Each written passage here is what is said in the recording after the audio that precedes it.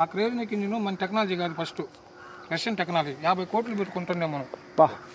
ఇప్పుడు వాళ్ళు ఈయన అన్నారు ఇండియా వాళ్ళు డెవలప్ అయిపోతున్నారు, అది ఇస్తే వీబాక్ అనేసి 5 ఇచ్చారు, 4 బాగా చేసారు, ఒకటే ఉంటుందండి. దాన్ని ఏం చేశారంటే మన వాళ్ళు అబ్దుల్ కలాం సార్ మొత్తం వచ్చేసి విడివిడిగా చేసేసారు బాగానే. కారు నెట్ట విడిగా బాగా చేసి మళ్ళీ టెస్ట్ చేసి గ్రౌండ్ టెస్ట్ చేశారు. వాళ్ళకంటే ఒక సెకండ్ ఎక్కువ వెయిట్. అదేగా మనం ఫస్ట్ రాకెట్ అదేగా మంది. అది కాదు చెప్పిన తర్వాత అది 1.5 టన్ను, 1 కేజీ లిక్విడ్ని 120 కేజీ గ్యాస్ కట్ చేసే మిషన్ ఈ క్రయోజనిక్ ఇంజన్. దానికి సెకండ్ స్టేజ్. మూడో స్టేజీ హీట్ షీల్డ్ అంటారు. శాటిలైట్ పెట్టేది పైన. ఇది శాటిలైట్ అక్కడ వచ్చేది INSAT Bengaluru, Indian national satellite system centre అంటారు. శాటిలైట్ వచ్చేది. శాటిలైట్ పెట్టిన తర్వాత ఈ కప్పు హీట్ షీల్డ్ అంటారు దాన్ని. ఆ హీట్ షీల్డ్ దాన్ని వచ్చేసి ఎస్ఓజీ స్పేస్ ఆర్డినెన్స్ గ్రూప్ అనేవాళ్ళు పైరో పేలింగ్ వైరింగ్ చేస్తారు. సెకండ్స్ కంటే మైక్రో సెకండ్ తెగుతుంది అనమాట. అది తెగిన తర్వాత అప్పుడు నీకు శాటిలైట్ ఇది అవుతుంది అనమాట. దాని పొడుగు 49.1 మీటరు, వెయిట్ 415 టన్నుల 415 కేజీలు. 415 టన్నుల 415 టన్నుల 475 కేజీలు పొడుగు. ఫస్ట్ మోడల్ 415 టన్నుల 445 కేజీలు మొత్తం. ఆ డయామీటర్ 2.8, శాటిలైట్ డయామీటర్ 316. హైట్గా పోయేది 180 కిలోమీటర్లు, తిరిగేది 7,000 కిలోమీటర్లు, ఆర్బిట్లో చేరేది 35,500 కిలోమీటర్లు. గ్రౌండ్లో నుంచి సెకండ్ 2.8 కిలోమీటర్ స్పీడ్తో పోద్ది అనమాట. అట్టా 900 కిలోమీటర్లు పోయిన తర్వాత ఓజోనల్ గ్యాస్ వస్తుంది. 15 మీటర్ల మందంతో ఉంటుంది అది. దాన్ని ఛేదించాలంటే ఆ క్రయోనే. సెకండ్ 10.8 కిలోమీటర్ స్పీడ్ పోతుంది. ఫస్ట్ స్టేజ్ 140 సెకండ్ల సపరేషన్ అవుతుంది. రెండో స్టేజీ 280 సెకండ్ల సపరేషన్ అవుతుంది. మూడో స్టేజీ 1000 సెకండ్ల సపరేషన్ అవుతుంది. అది జిఎస్ఎల్వి జియో సింక్రానస్ లాంచ్ చేశారు. ఇది mark 3 land rover Vikram Pragyan. ఇలా తెలుసా? చంద్రమండలం ఇది మార్క్ 3 అంటారు దీన్ని.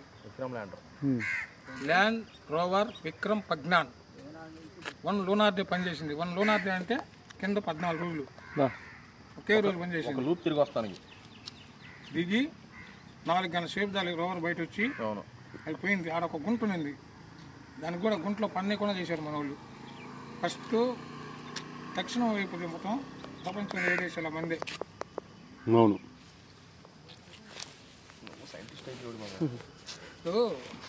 అనుభవం ఎక్కడికి పోతారా? ప్రపంచంలోనే ఎక్కువ శాటిలైట్లు దేశం తెలుసా? రష్యా. ఎన్ని? 248. ఒక వెహికల్లో వదిలిపెట్టిన శాటిలైట్లు. అది తెలియదు. చైనా, అమెరికానే ఉంటుంది. రష్యా అని చెప్పింది కరెక్టే. Russia 33, America 27, France 18. అప్పుడు మన వాళ్ళు PSLV polar satellite launch vehicle అంటారు. అదే పిఎస్ఎల్వి. దాన్ని వదిలినప్పుడు ఫస్ట్ సార్ ఫెయిల్ అయింది. డి అంటారు. డి అంటే డెవలప్మెంట్ స్టేజ్, సి అంటే కమర్షియల్. అది డి ఫెయిల్ అయిపోయింది. అప్పుడు ఫ్రాన్స్ వాళ్ళు అదర్ కంట్రీ నవ్వారు, ఇండియాలో సైంటిస్టులు లేరు అనేసి. ఇప్పుడు అబ్దుల్ కలాం ధైర్యం చెప్పింది వీళ్ళకి, ఏం భయపడిపోకండి, దేవుడు మనకు ఇది చేస్తాడనేసి.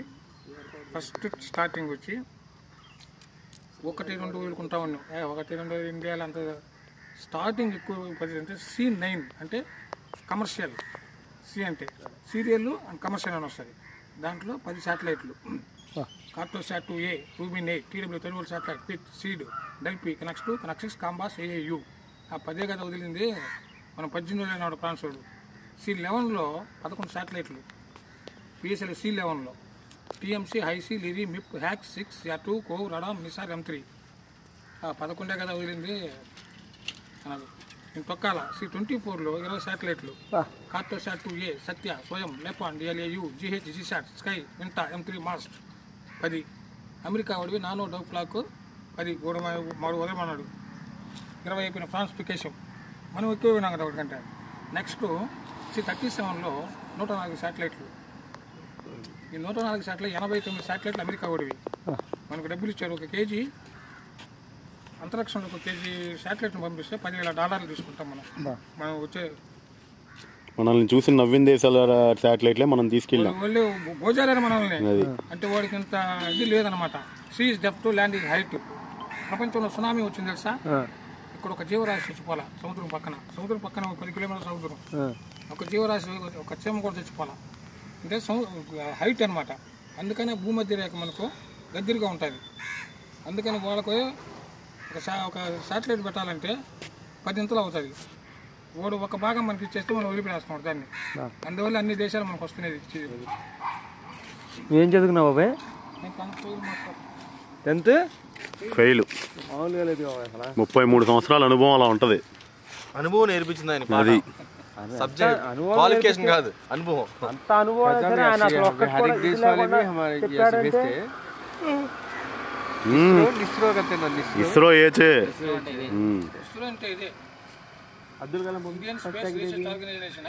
అబ్దుల్ కలాం బాబుకి ఫస్ట్ ఐడి ఏది ఇక్కడ కాదండి, ఫస్ట్ వదిలింది సైకిల్ స్టాండ్లో పెట్టి వచ్చారు కేరళలో. తుంబా మేరీ మగదన్ చర్చ్ అంటారు. చర్చిలోంచి వదిలేరు. చర్చిలో ప్రేయర్ చేసి అబ్దుల్ కలాము, విక్రమ్ సారాభాయి, సతీష్ ధావన్ సైకిల్ స్టాండ్లో పోయేసి అనాక ఎద్దల బండ్లలో సైకిల్లో పోయి ఇప్పుడు కదా అన్ని టెక్నాలజీ మార్పు చేసింది.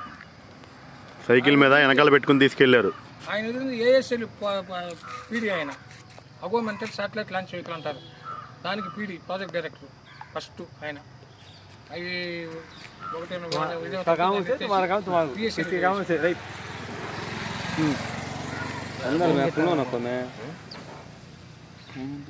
ఫోన్ చేశారా? చేసాం.